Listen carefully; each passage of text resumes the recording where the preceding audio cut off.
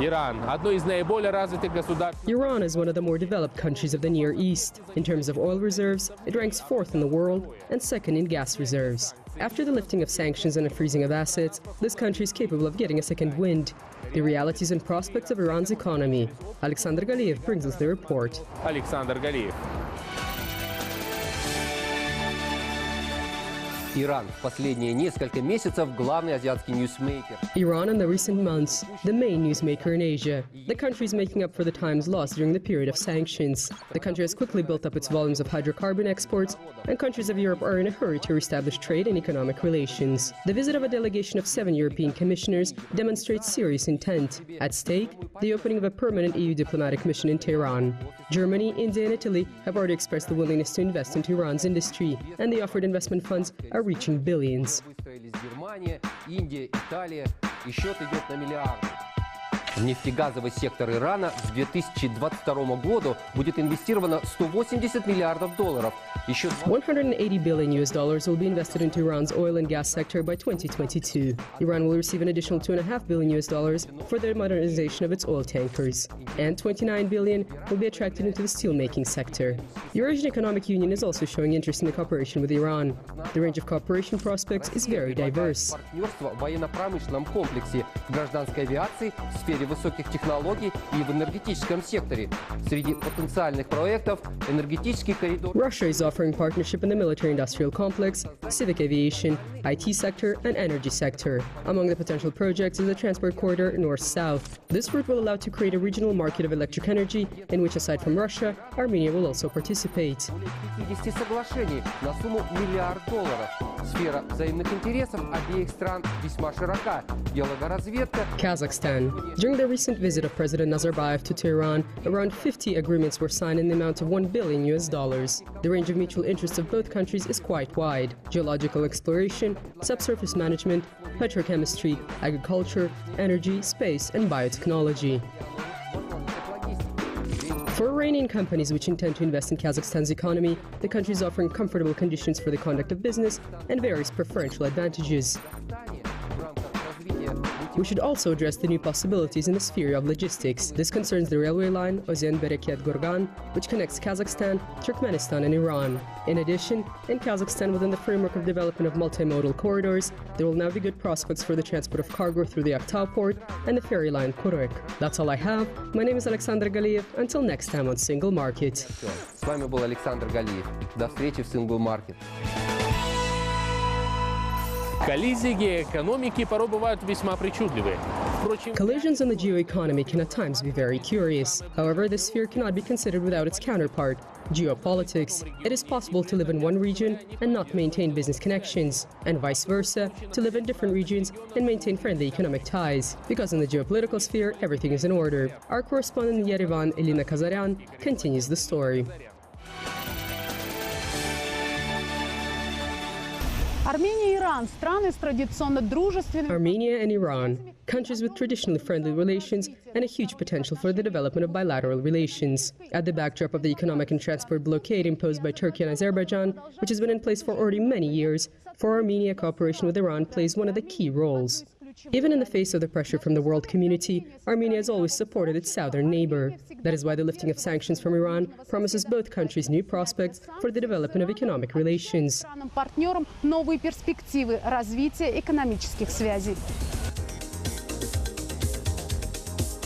For already a couple of years, both countries have been cooperating within the framework of the program Gas in Exchange for Electric Energy.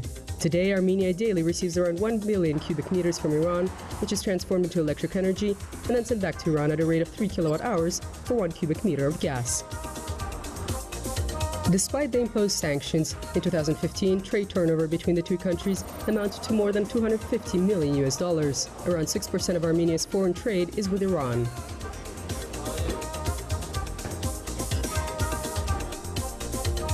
For example, Armenia regularly exports lamb meat to Iran, the favorite type of meat of their neighbors in the Near East. Iranian investors built a modern slaughterhouse in the city of Masis. From there, frozen or defrosted meat is sent directly to Iran. And this sphere has a potential for growth because Iran presents a big market. Iran, in turn, exports polymers and construction materials. Today, more than 100 Iranian companies are registered in Armenia. We think that in about 5 years, our trade turnover may reach $1 billion. There's real potential for this, and is not an unfounded expectation, because at the moment, construction of the highway north-south is underway. Also, the idea of construction of a railway line is being discussed as a long-term prospect, of course. The short-term prospects are also quite optimistic. The first project after the period of sanctions within the span of the South Caucasus region is the construction of a new high-voltage transmission line, Iran-Armenia. After its completion, exports of gas from Iran to Armenia within the framework of the program Gas in Exchange for Electric Energy will increase 5-fold. Iran's access to its frozen accounts will allow to complete the earlier planned large energy projects with Armenia. Առաջին հերթին դա հենց խոսքը գնում է մեղրու հեկի մասին, որը երբ կողմանի փոխադարձ շահավետ ծրայք. First and foremost, we're talking about the Megri Dam, which is a bilateral mutually beneficial program. On both sides of the Aras River, with the financing from Iran, a hydrothermal station will be built. After its launch, in 15 years, Armenia's side will be transferred to Armenia and Iranian to the Islamic Republic of Iran.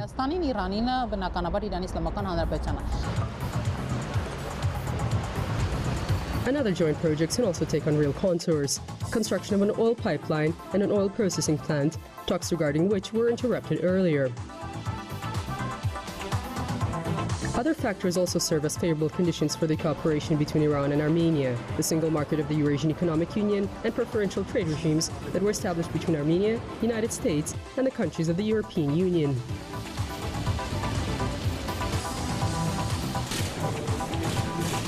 Armenian officials have already come out with an initiative on the creation of a free trade zone with Iran within the framework of the Eurasian Economic Union. It is not excluded that this proposal will be realized because it promises to be beneficial for all the participants of the integration process.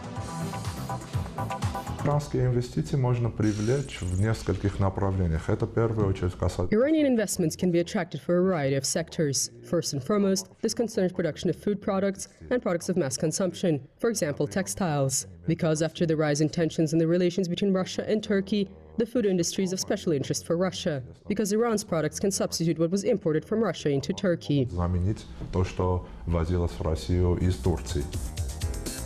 Another prospective line of cooperation between Iran and Armenia is tourism. According to statistics in 2015, the flow of tourists from Iran to Armenia increased by almost 25%. This trend has been maintained this year as well. For tourists from Iran, Armenia presents a unique opportunity to get to know the culture and traditions of the neighboring European country.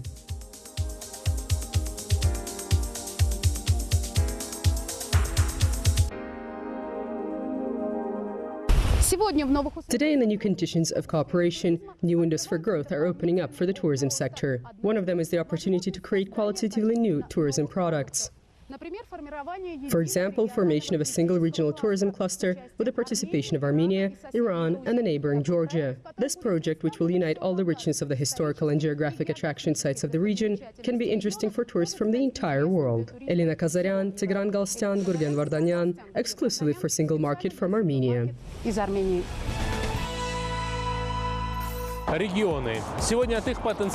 Regions. Today, the development of entire countries can depend on their potential. And as international experience shows, regional cooperation set the tone in this respect, which support private-public partnership and facilitate socio-economic development. For example, in the United States, regional corporations EDS, CRDC, and LVEDC fulfill this role. In Kazakhstan, it is performed as socio-entrepreneurial corporations. And what's more, each one of these corporations defines its own field of activity, depending on the realities and demands of the region. Coming up, our report from Aktau.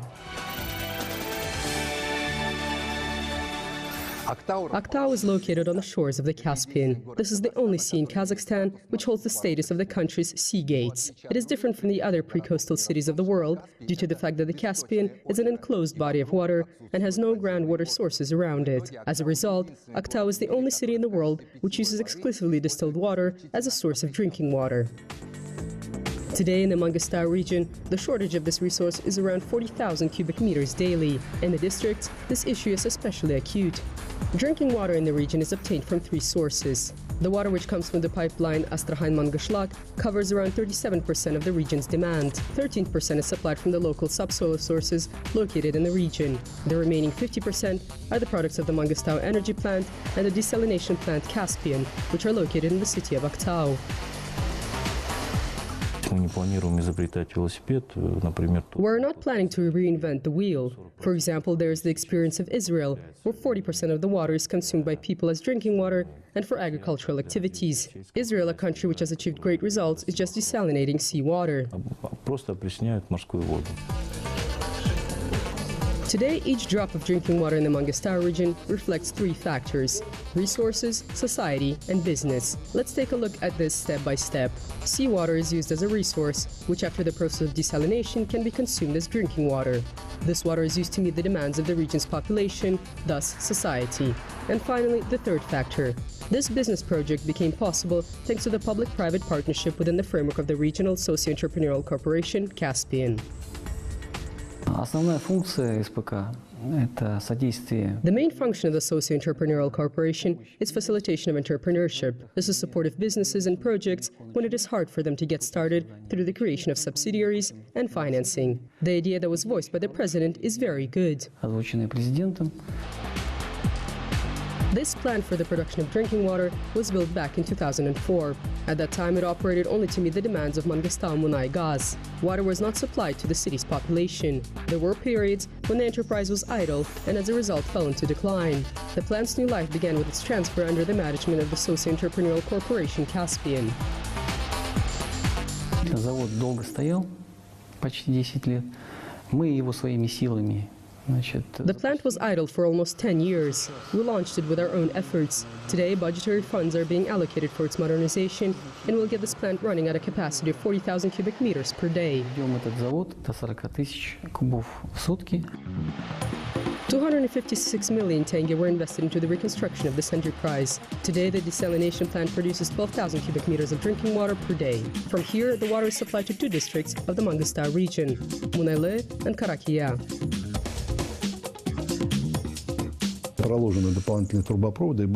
Additional pipelines were laid and connected to the plant. Now the water reaches the towns of Koruk, Batyr, Kızıltübe, Atamiken, and others. This means that today the plant supplies more than 150,000 people with drinking water.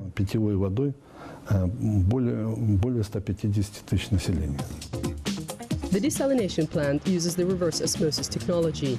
The process entails three stages. The first is the preparation of the water. Here, seawater undergoes purification using rapid sand filters. The first step is polystyrene beads, which purify the water of large suspended matter and petroleum residue. The second step, the use of quartz sand. Quartz sand mainly purifies water of smaller matter with a size of around 35 to 50 microns. The second stage is desalination. Afterwards, we obtain permeate, water that is not suitable for drinking with a small content of salt. That is why the third stage is mineralization.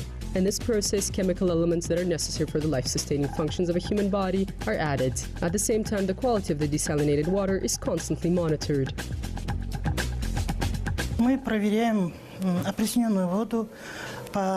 We check the water to make sure that it meets the standards of drinking water. Parameters such as, for example, we use the titration method, colorimetric method, weight method analysis. We conduct all of this.